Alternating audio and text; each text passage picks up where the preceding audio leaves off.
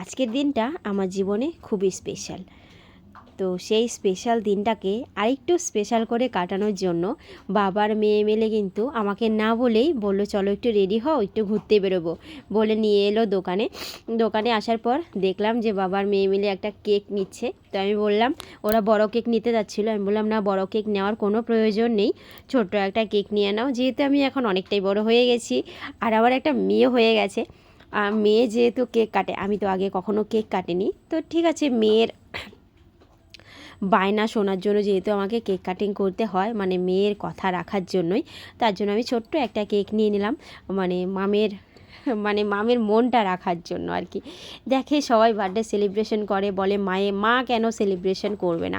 গতকালকে ও খুব মন দিয়ে ও জানতো যে আমার 1 তারিখ নভেম্বর 1 তারিখের বার্থডে, ও জানি না কিভাবে মনে রেখেছে। তো গতকাল রাত 12টার সময় কিন্তু আমাকে উইশ করেছে, মাম্মার পাপা দুজনেই উইশ করেছে।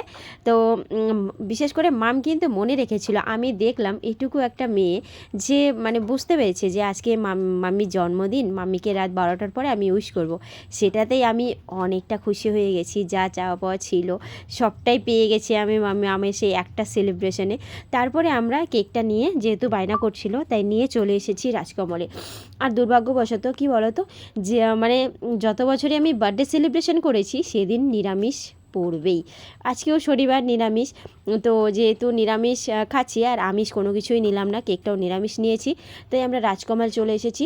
টোটাল রাজকমলে নিরামিষ খাবার দাবারই পাওয়া যায়। তাই দেখো, একটা কেক নিয়ে আমি হাসছিলাম যে আমাকেও এই বয়সে এসে কেক কাটতে হবে, জানি না মেয়ের জন্য আরও কত কিছু করতে হবে।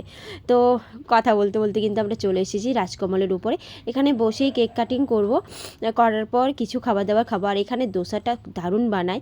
তো মামি বাবাকেই বলছিলাম চলো আমি দোসা খাবো, বলে ঠিক আছে, তোমার যেহেতু পছন্দ আজকে তোমাকে দোসাই খাওয়াবো। সেই বলেই কিন্তু চলে এলাম আমরা দোসা খেতে। তো দেখো, লাইটিংটা কিন্তু দারুণ সুন্দর করে সাজিয়েছিল। Birthday to you, Shikha. Happy birthday to you.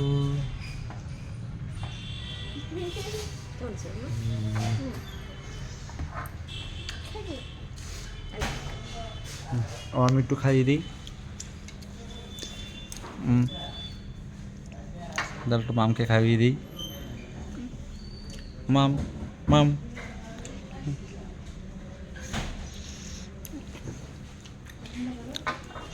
না, তোমার মার ফেভারিট কাঁচাগোল্লা ফেভারিট।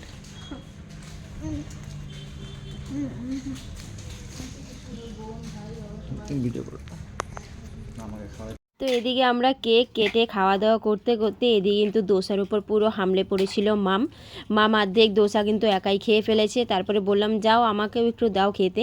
তারপরে সপরিবারে মিলে দোসার উপরে কিন্তু হামলে পড়েছি, কারণ দোসা খেতে আমরা সবাই ভালোবাসি, যেরকম মামের পাপা আমরা 3 জনের দোসা খেতে ভালোবাসি।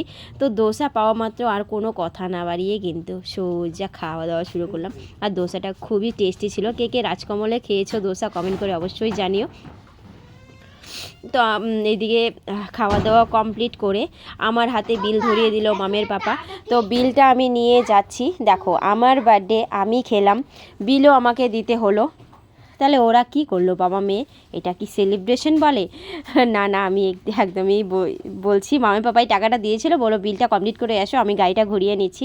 তো চলো, আজকে সন্ধ্যেটা আমার এভাবেই কাটলো। সবাই ভালো থেকো, সুস্থ থেকো, দেখা হচ্ছে নেক্সট ব্লগে। টাটা।